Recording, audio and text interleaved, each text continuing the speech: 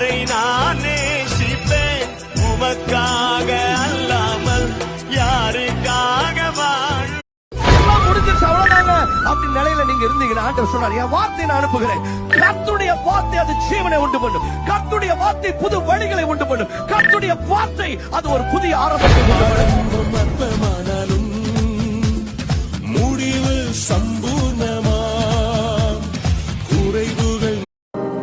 நிறைய பேர் இந்த உலகத்துல சொல்லுவாங்க, நேசிக்கிறவங்க, நீ இல்லைன்னா என்னால வாழ முடியாது. சிரிக்கிறீங்க, உண்மைதான். நீங்களே சொல்லியிருப்பீங்க, without you I can't live அப்படிலாம் சொல்லியிருப்பீங்க, இப்படியெல்லாம் பேசியிருப்பீங்க.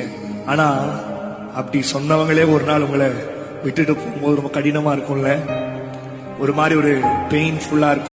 பிரதர், நிறைய பேர் உங்க கூடவே வந்திருக்கலாம் சிஸ்டர், எல்லாத்தையும் வெறுத்து உங்க கூட நிக்கலாம். ஆனா உங்க கூட நின்னவங்க இன்னைக்கு அத்தனை பேரும் ஆப்போசிட்டா நிக்கலாம்.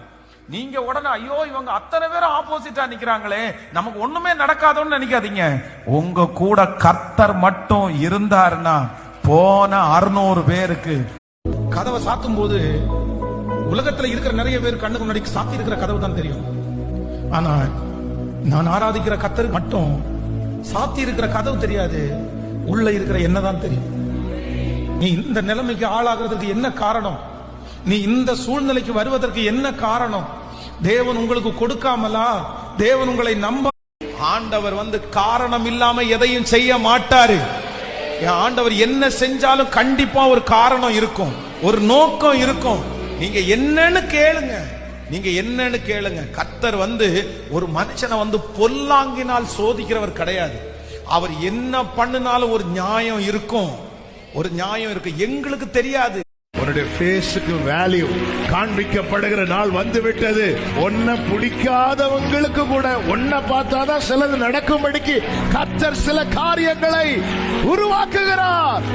உன்னுடைய சாதாரண வாழ்க்கையை பார்த்து இன்னைக்கு உலகம் பல தூரத்திலிருந்து வரும்போது இவன் வரதே நம்ம கிட்ட ஏதாவது கேட்கதான் வருவான். இன்னைக்கு நம்ம லைஃப் ஏதோ ஒரு காரியத்தை செய்ய நீங்க தீர்மானிச்சிருக்கிறீங்க, முயற்சி பண்றீங்க. இது நடக்குமா நடக்காதா, இது ஜெயிக்குமா ஆசீர்வாதமா இருக்குமா அப்படியெல்லாம் நினைக்கிறீங்கல்ல. உங்க குடும்ப காரியம், உங்களுடைய பிசினஸ் காரியம், உங்களுடைய ஊழிய காரியம், வேலை காரியம், பிள்ளைகள் காரியம் என்ன செய்யலாம்னு சொல்லி ஆண்டவர் உங்களுக்கு ஒரு வாக்கு கொடுக்கிறார். நீங்கள் திடம்